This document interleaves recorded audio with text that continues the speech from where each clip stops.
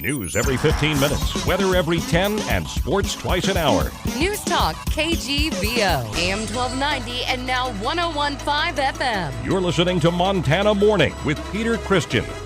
Sentencing delay denied. Good morning, everyone. It's Montana Morning. It is Thursday, February the 5th, 2015. Right now, dense fog in the Missoula area.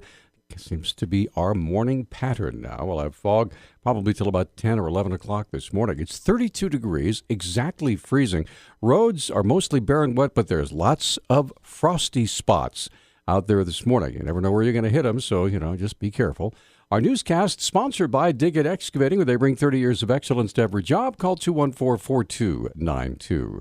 This morning's top story, District Judge Ed McClain is denied a delay in the sentencing date for convicted murderer Marcus Karma.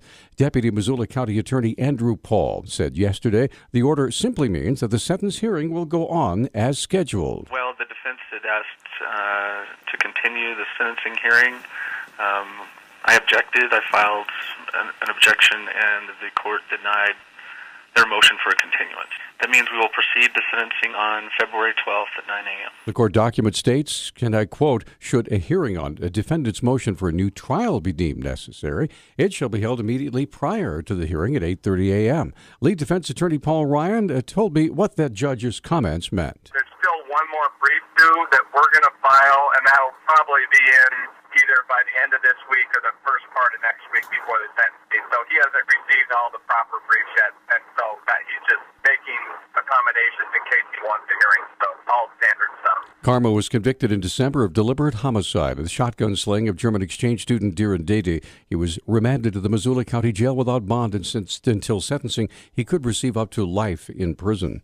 Montana legislators are considering whether to join every other state in the nation in putting anti-bullying policies into law.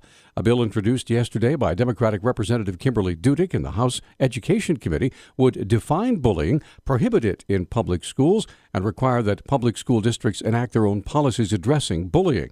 46 of the 49 states that have established anti-bullying laws did so by the year 2010. Hawaii, Michigan, and South Dakota were the last to make the move, leaving Montana as the only state that has not addressed the issue with legislation. Dudick says she doesn't know how the bill will fare compared to previous versions.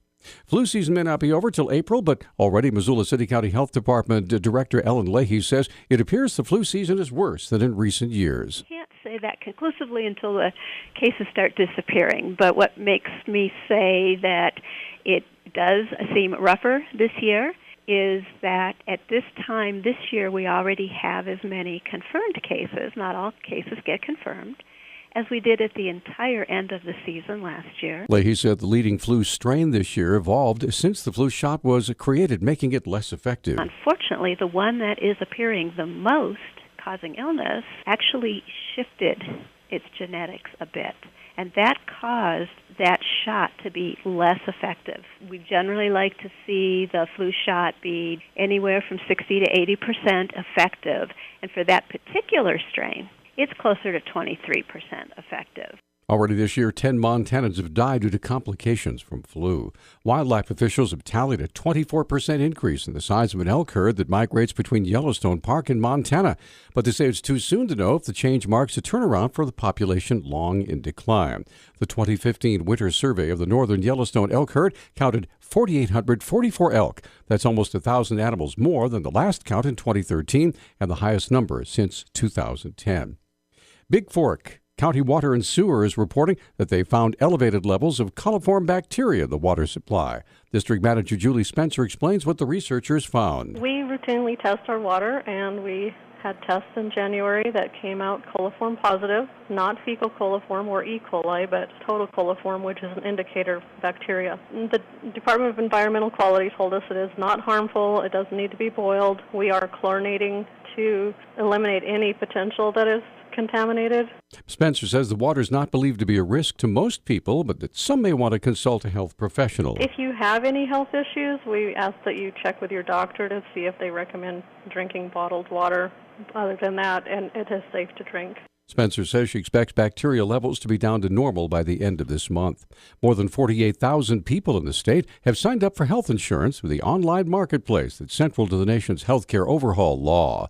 Federal health officials announced the latest participation figures yesterday and urged individuals needing health care to sign up before the February 15th open enrollment period ends.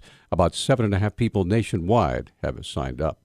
Yesterday, Governor Steve Bullock, along with representatives from the Montana Retail and Restaurant Associations, ProStart, and No Kid Hungry, announced a new innovative partnership to allow Montanans to invest in their efforts to combat childhood hunger and to make educational opportunities more accessible. Here's Director of No Kid Hungry, Lisa Lee. Together, we're all kind of working together to really get businesses involved, whether it's restaurants and retail organizations, just to raise money at a local level to give back to the communities. Every customer is just asked on their bill whether they'd like to contribute and round up their dollar. All of that money is pulled together at the end of the year, and then they can give to the charities of their choice, as well as ProStart and No Kid Hungry.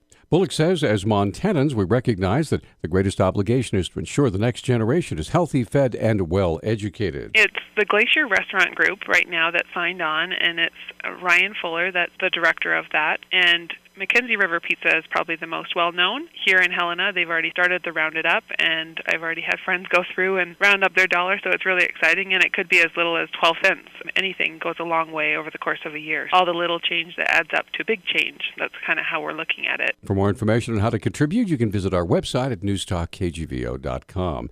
A ribbon-cutting ceremony is scheduled for today at the John Lynn apartment complex, specially constructed for those who are homeless and or disabled.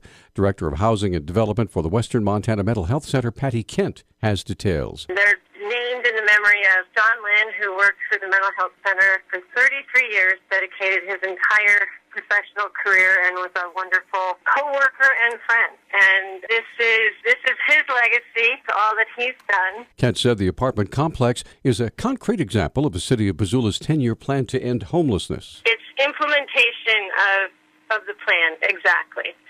We can spend a lot of time talking about it, but it's important to just go out and do it, and the city facilitated that. So we're tremendously grateful. The ribbon cutting is today from 3 till 4 at the John Lynn Apartments at 1347 Dakota Street. Speaking at the event will be Missoula Mayor John Engen and County Commissioner Gene Curtis, along with family and friends of the late John Lynn. News Talk time now is 6:10. News Talk, KGVO. Missoula's official weather station. Mostly cloudy to cloudy skies with scattered showers. High temperatures will top out in the mid-40s. Winds will stay out of the east-southeast at 5 to 10 miles per hour. Tonight, a chance of rain, lows in the mid-30s. I'm meteorologist Brooke Foster for KECI 13.